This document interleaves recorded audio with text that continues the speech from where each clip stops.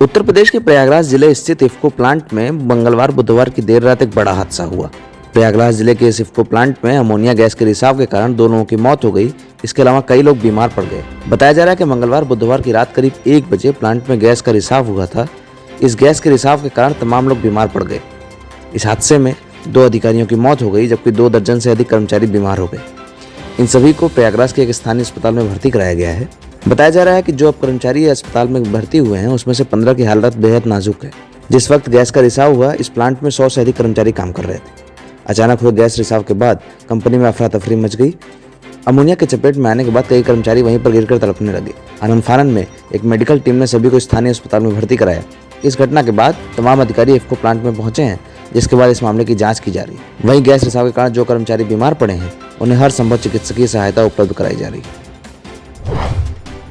पश्चिम बंगाल के राज्य विधानसभा चुनाव में एक बड़ी रणनीति पर काम कर रही बीजेपी ने अब योगी मॉडल के जरिए ममता बनर्जी को घेरने की कोशिश की। माना जा रहा है कि बिहार और हैदराबाद के बाद अब उत्तर प्रदेश के मुख्यमंत्री योगी आदित्यनाथ पश्चिम बंगाल में भी चुनाव प्रचार करेंगे और वो अपनी तमाम उपलब्धियों की चर्चा भी करेंगे। सीएम योगी कोरोना काल में प्रवासी मजदूरों को लेकर किए गए काम, लव जिहाद पर कानून, भ्रष्टाचार पर 0 टॉलरेंस समेत राम मंदिर के मुद्दे को आधार बनाकर अपनी उपलब्धियां गिनाएंगे। माना जा रहा है कि पश्चिम बंगाल में ममता बनर्जी सरकार पर मुस्लिम तुष्टीकरण के आरोप लगाने के बाद बीजेपी योगी आदित्यनाथ को वहां पर उतारेगी, जिससे कि हिंदुत्व की लाइन को और मजबूत किया जा सके। अगर अतीत की बात करें तो उत्तर प्रदेश में विधानसभा के उपचुनाव से लेकर हैदराबाद के नगर निगम और उसके बाद पश्चिम बंगाल के चुनाव में सीएम योगी को बीजेपी ने एक स्टार प्रचारक के रूप में पेश किया है। चुनावी समीकरणों की बात करें तो 2019 के लोकसभा चुनाव में बीजेपी को बंगाल में 40% वोट मिले थे। इस चुनाव में बीजेपी ने 42 में से 18 सीटों पर अपना कब्जा किया था। इस जीत से उत्साहित बीजेपी ने अब राज्य विधानसभा के चुनाव में अपनी तैयारी शुरू की है। इसके लिए बीजेपी ने तमाम नेताओं को उतार दिया है। माना जा रहा है कि पश्चिम बंगाल में सीएम योगी के उतरने के बाद बीजेपी को सीटों का फायदा हो सकता है और इससे हिंदू वोटरों का पोलराइजेशन भी कराया जा सकता है।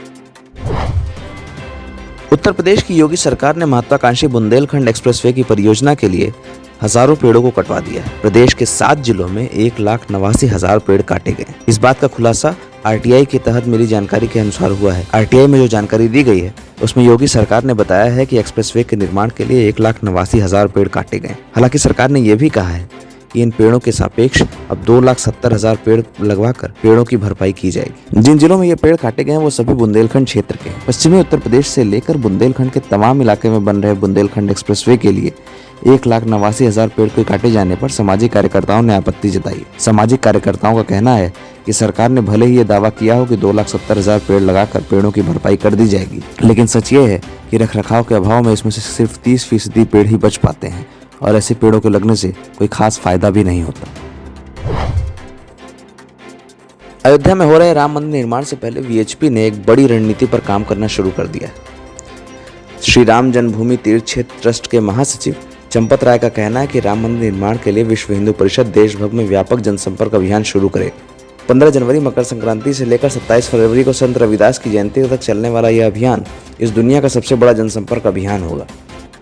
चंपत राय ने बताया कि 5 लाख से अधिक गांवों में वीएचपी और आरएसएस के कार्यकर्ता साधु संतों के मार्गदर्शन में दान संग्रह का अभियान चलाएंगे। इसके तहत देश के 12 करोड़ 25 लाख घरों में जाने की योजना है। इस अभियान की शुरुआत दिल्ली में मकर संक्रांति के दिन प्रधानमंत्री नरेंद्र मोदी और राष्ट्रपति से मिलकर की जाएगी।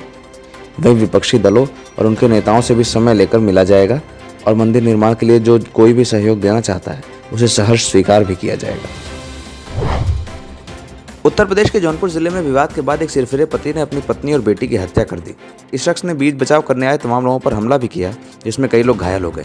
बताया जा रहा है कि जौनपुर के निवासी मुमताज को सोमवार को इलाज के लिए वाराणसी लाया गया था। इस दौरान मुमताज बीच रास्ते में गाड़ी से कूदकर भाग गया।